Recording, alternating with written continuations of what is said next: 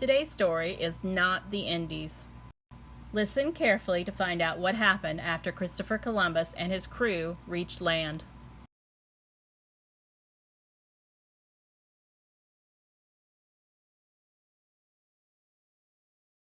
Christopher Columbus and his crew were proud and excited when they reached the land. They thought they had crossed the mighty Atlantic Ocean and found Asia. They felt sure that now gold and rare spices from the Indies were within reach. They thought that the King and Queen of Spain would reward them for their courage or bravery, for making Spain the most powerful nation in Europe. They told each other, "When we get back to Spain, we will be rich." They had no idea that the people they would soon meet had never before seen Europeans.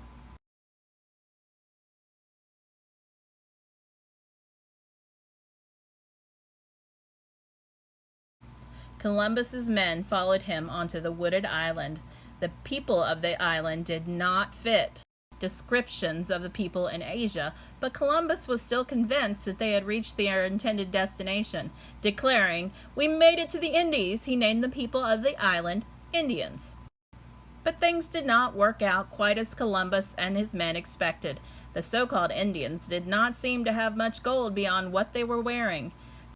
The only gold Columbus saw was the jewelry worn by these native people. Columbus gestured to them to try to learn where the gold came from. They pointed off in the distance toward the other islands. So, after trading objects from their ships for the gold rings, Columbus and his men prepared to sail onward. The friendly natives helped them gather fresh fruit and clean water. Just before leaving, Columbus gave the island a name. He called it San Salvador.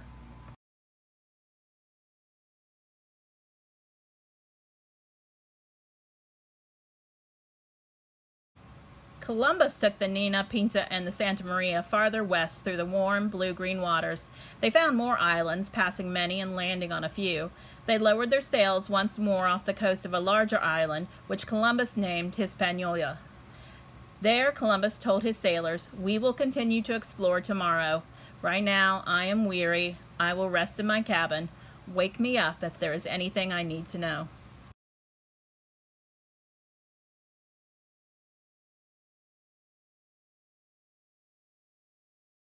But the sailors, too, were relaxed and sleepy in the warmth of the sun, and they fell asleep on deck.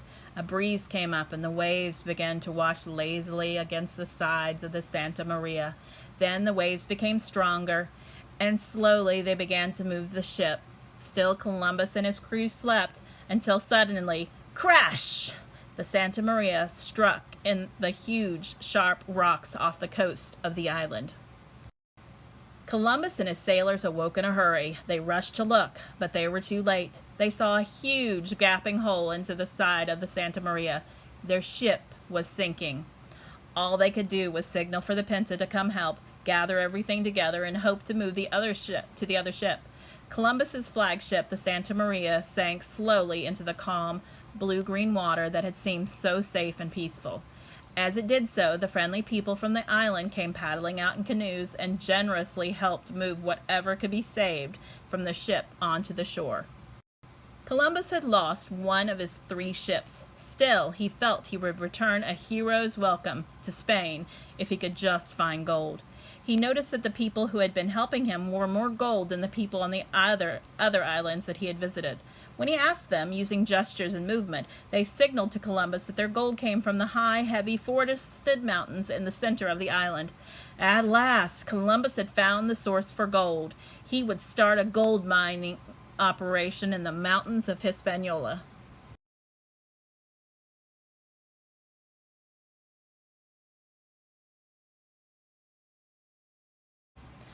The natives and the Spanish sailors brought wood from the wrecked ship ashore and built a fort. Columbus chose some of his men to remain there, while others returned with him to Spain aboard the Pinta and the Nina. In preparation for their journey back to Spain, he traded objects from his ships for some of the natives' gold jewelry, and he put the gold jewelry into a chest to take back to Spain. Columbus and his sailors gathered unknown fruits and brightly colored tropical parrots to show King Ferdinand and Queen Isabella.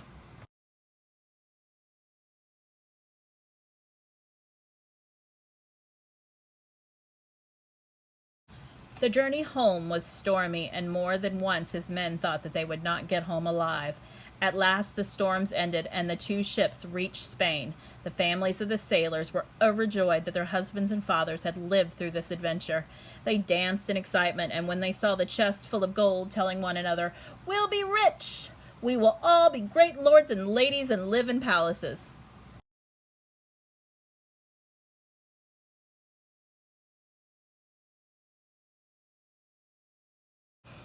After a long journey, the group reached the palace of King Ferdinand and Queen Isabella. Columbus told them his story and gave them the treasure he had brought back for them. King Ferdinand now smiled and congratulated Columbus and his men. Queen Isabella, who had always been friendlier than King Ferdinand, laughed and smiled and applauded throughout Columbus's story, and when he showed them the gold, the royal couple was thrilled. "You have done all that you have promised," they said. Naturally, when Columbus told them that he wished to go back, King Ferdinand said, "Of course you will return to Hispaniola as governor of the island.